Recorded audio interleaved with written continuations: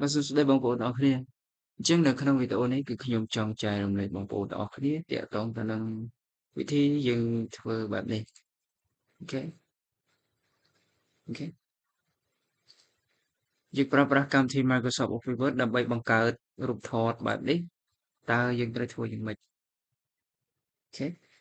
ចឹងនៅក្នុងវីដេអូនេះគឺខ្ញុំនឹងបង្ហាញបងប្អូនអរគ្នាទាក់ទងទៅនឹងការយើងយករូបថត 4x6 មកតម្រៀបបែបនេះដើម្បីងាយស្រួលធ្វើការ print អញ្ចឹងណាយើងចង់ print ចង់អីចឹងយើងវាងាយស្រួលអូខេអញ្ចឹងដើម្បីធ្វើអាហ្នឹងបានបងប្អូនយើងត្រូវមានវិធីសាស្ត្រក្នុងការធ្វើអានេះមានន័យថាម៉េចបានន័យថានៅពេលដែលយើងធ្វើតែម្ដងទៅវាចាប់ផ្ដើមអាប់ដេតមកគឺវាមកជាស្វ័យប្រវត្តិបែបនេះយើងក៏ថែមវាមកក្រោមទៀតយើងចុច update label ទៅវាមកថែដល់ក្រោមទៀតអូខេអញ្ចឹងដើម្បីបង្កើតវិធីសាស្ត្រហ្នឹងបានបងប្អូនត្រូវអនុវត្តតាមលំនាំនេះហើយជាដំបូងខ្ញុំចុច Control N បង្កើតក្រដាសថ្មីមួយហើយនេះខ្ញុំសូមយកក្រដាសផ្ដេកចុះខ្ញុំសូមយក layout ហើយខ្ញុំយក landscape វាអូខេក្រដាសផ្ដេកបានប៉ុណ្ណេះអញ្ចឹងបន្ទាប់ពីបានក្រដាសប៉ុណ្ណឹងហើយអ្វីដែលបងប្អូនត្រូវធ្វើហ្នឹងគឺបងប្អូនត្រូវ insert table មួយចូលដាក់តារាងមួយចូលហ្នឹងហើយអញ្ចឹងបងប្អូនចូលមកកាន់ insert មកនៅត្រង់នេះហើយបងប្អូនមើលកន្លែងពាក្យថា table នៅកន្លែងនេះហើយជ្រើសរើស cell មួយមកតារាងមួយអូខេអញ្ចឹងវាចូលមកប៉ុណ្ណឹងគឺបងប្អូនត្រូវធ្វើការកែតម្រូវនេះកែតម្រូវតារាងហ្នឹងបន្លោះហ្នឹងឲ្យវាទំហំវាស៊ីគ្នាជាមួយនឹងរូបថត 4x6 យើងអញ្ចឹងបងប្អូនត្រូវកំណត់ទំហំវាអញ្ចឹងដើម្បីកំណត់ទំហំតារាងហ្នឹងបានបងប្អូនត្រូវចូលមកកាន់ table layout អញ្ចឹង table layout នៅកន្លែងនេះពាក្យពីរនេះ Q នេះអឺនៅសារ Microsoft Update ថ្មីវាបង្ហាញពាក្យថា table layout ពីមុនវាដាក់តែ design layout អញ្ចឹងណាអូខេអញ្ចឹងបងប្អូនមើលឃើញកន្លែងហ្នឹងដោយសារអីដោយសារយើង select លើតារាងប៉ុន្តែប្រសិនបើបងប្អូនដាក់ cursor នៅក្រៅគឺយើងមើលអត់ឃើញតារាងទេឃើញទេនេះ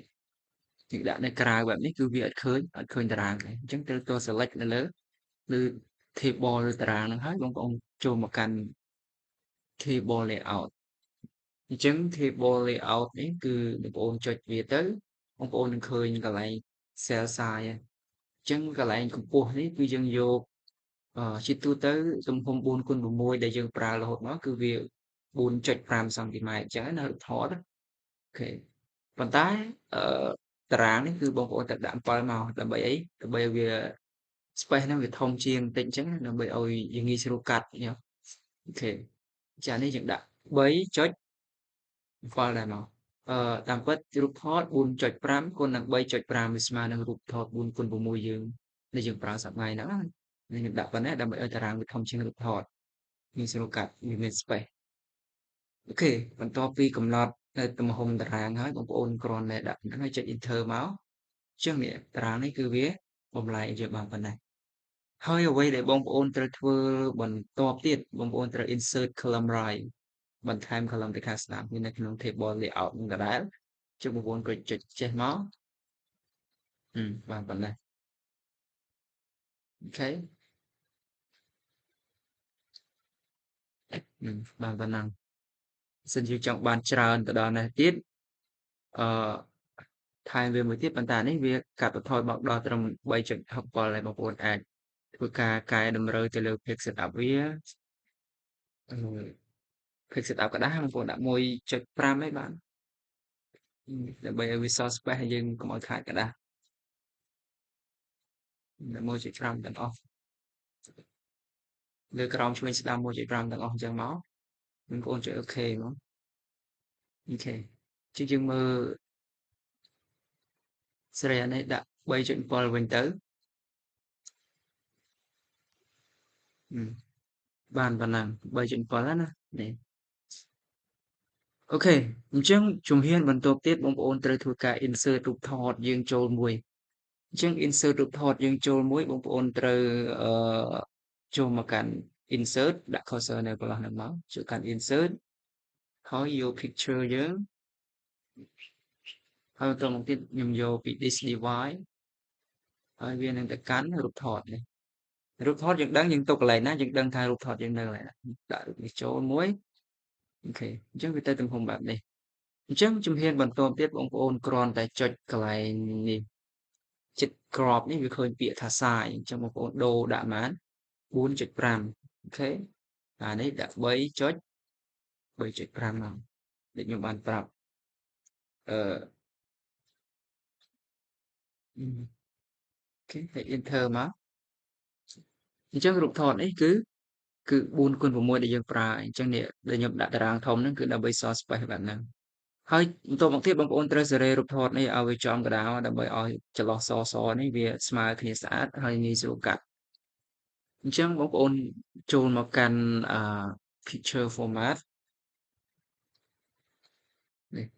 យើងចូលមកកាន់ picture format ហើយបងប្អូនយកកន្លែង wrap text នេះហើយបងប្អូនយកពាក្យថា in front of text នេះមកអូខេហើយបងប្អូនចាប់ផ្ដើមជាសញ្ញាព្រួញយើងកលវាមកឲ្យវាមើលបានសមរម្យស្អាតណាហ្នឹងហើយអូខេអញ្ចឹងវាចំកណ្ដាលស្អាតហើយប៉ុណ្ណេះអញ្ចឹងដើម្បីឲ្យវាលៀងមកខាងនេះតទៀតបងប្អូនគ្រាន់តែដាក់ cursor នៅកន្លែងហ្នឹងមកហើយបងប្អូនចូលមកកាន់ mail link បងប្អូនត្រូវប្រើប្រាស់ mail link ដើម្បីឲ្យវាដំណើរការបងប្អូនចុចលើ mail link ហើយបងប្អូនយកកន្លែង start mail merge ចឹងចុច start mail merge ហើយបងប្អូនយកពាក្យ label អូខេចុច label កន្លែងនេះមកហើយបន្ទាប់មកទៀតវាបង្ហាញផ្ទាំងតូចមួយនេះចឹងផ្ទាំងតូចមួយហ្នឹងបងប្អូនឃើញដាក់កន្លែងនេះ page printer ហើយ label vendor នេះបងប្អូនយក A1 មកយក A1 ចឹងមកហើយបងប្អូនចុច OK ហើយចុច OK ទៀតហើយបងប្អូនចុចពាក្យថា update label នៅកន្លែងនេះឃើញទេហ្នឹងហើយចុច update label នៅកន្លែងហ្នឹងបើសិនបើវាអត់ទាន់ចេញទេបងប្អូនចុចត្រឡប់ថយក្រោយវិញចុច Control Z ក៏បានឬក៏ចុចសញ្ញាព្រួយ undo នៅកន្លែងនេះក៏បានដែរអូខេចុចមកចុចទៀតឲ្យវាមកដល់ទម្រង់ដើមវិញអ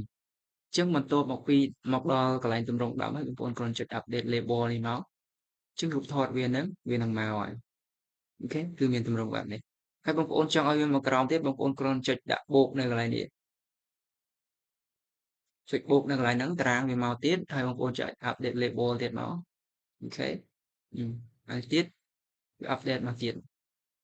ញ្ចឹងគឺវាដំណើរការបែបនេះអូខេ